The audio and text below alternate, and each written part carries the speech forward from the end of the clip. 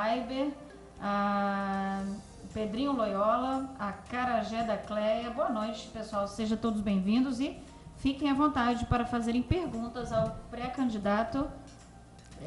Essa é a pergunta, já é a primeira pergunta. Deputado Carlos Von, mais uma vez boa noite, obrigado pela presença.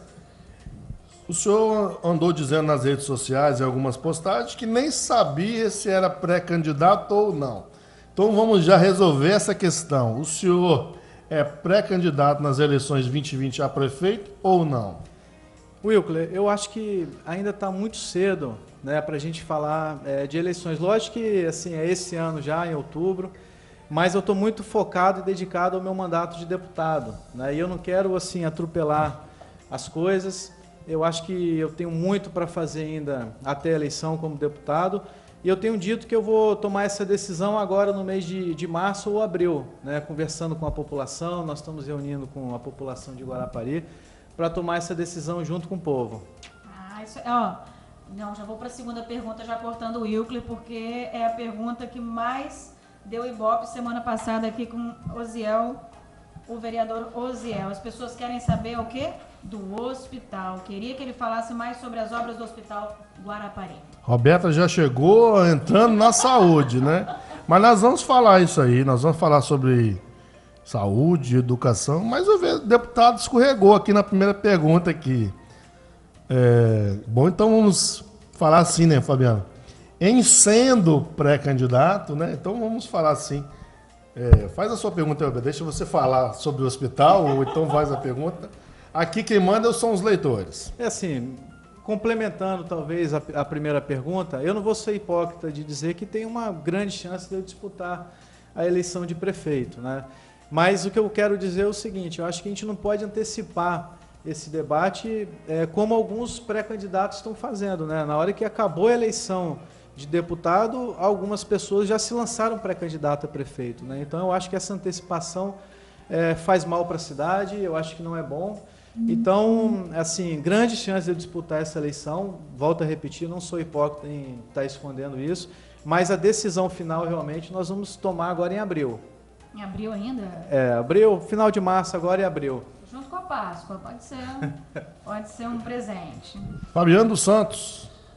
Wilker, vou aqui lembrar meu amigo Tião de Souza, que quando ele começou lá na TV, ele dizia uma coisa interessante. O pessoal lá em casa está todo mundo assistindo. Então ele falava assim, pelo menos uma audiência caseira a gente tem. Isso para saudar minha prima Nanda Santos, que está sempre acompanhando aí. Nanda, obrigado por você estar sempre acompanhando a gente.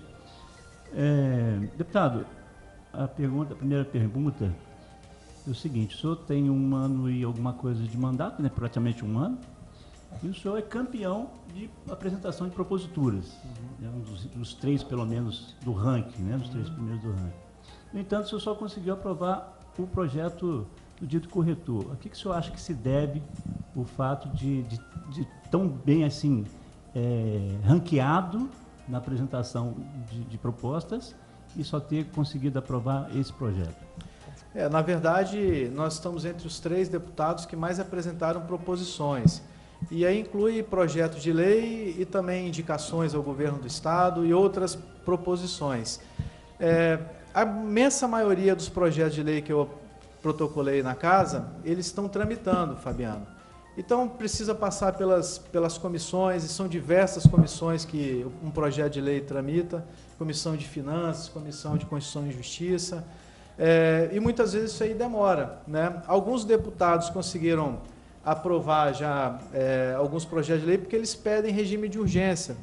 E é um mecanismo que eu procuro não utilizar, né? Só se realmente for algo extremamente importante para aquele momento ali que eu pediria regime de urgência. Mas está seguindo a tramitação normal. A imensa maioria dos projetos de lei que eu apresentei, eles estão tramitando na casa, passando pelas comissões, né? Fazendo todo o processo que precisa ser feito.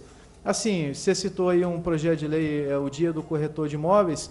Como Guarapari tem muitos corretores de imóveis aqui, eu sou corretor de imóveis também, eu tenho isso como profissão, e eu vi que não tinha ainda o dia para comemorar o corretor de imóveis, eu apresentei esse projeto de lei, e como é um projeto de lei mais simples, ele acaba tramitando mais rápido, né? Inclusive, assim, boa parte da oposição nossa acaba usando esse discurso, falando que a gente só aprovou um projeto de lei, e eles focam apenas nesses projetos de lei mais simples, né, que foram apresentados. Mas nós temos, volto a repetir, mais de 70 projetos de lei apresentados, protocolados na casa. Nós temos desde os mais simples, como o do corretor de imóveis, até projetos de lei mais complexos, né?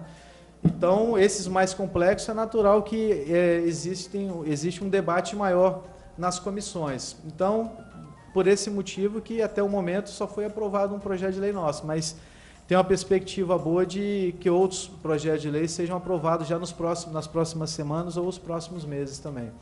Deputado, aproveitando aqui a pergunta, Roberto e Fabiano também podem deixar o deputado tomar um café ali também. Roberto, esse telefone em cima aí tá vibrando aqui. Dentro desses projetos que o senhor tem falado aí, tem algum assim, que esse eu tô doido para aprovar, esse é um projeto muito bom. Tem algum assim? Assim, tem um que já está finalizando a tramitação dele, que obriga as instituições bancárias, os bancos, a instalar câmeras nas áreas externas, né? Eu acho que esse projeto de lei aprovado na casa, eu tenho certeza que vai ser sancionado pelo governador, vai trazer um benefício muito grande para a segurança pública do nosso estado. Nós conseguimos também aprovar na casa o projeto de lei que declara Guarapari como a capital do turismo. É um projeto simples, mas de grande relevância para o nosso município. Infelizmente, o governador seguiu o parecer da Secretaria de Turismo do Estado e vetou o nosso projeto de lei, alegando que existia um erro de redação. Mas nós já protocolamos novamente nós já protocolamos novamente o projeto de lei com a nova redação e expectativa que ele seja aprovado o mais breve possível também. E assim, na verdade, Wilker, são 80 projetos de lei para educação, para o meio ambiente, para a segurança pública. Para o meio ambiente, por exemplo, nós protocolamos projetos de lei que torna as penalidades mais duras para quem pratica queimada, desmatamento, projeto de lei que obriga o IDAF a publicar com 48 horas de antecedência autorização de supressão vegetal, porque a gente acaba sabendo só depois que a área é desmatada. Da mesma forma, o IEMA, né? O IEMA precisa publicar com 48 horas de antecedência todas as licenças ambientais que é aprovada por eles, para não acontecer, por exemplo, o que aconteceu nas Três Praias, né? Que foi algo que eu critiquei bastante essa semana. Foi aprovado pelo IDAF a supressão de 240 mil metros quadrados de Mata Atlântica.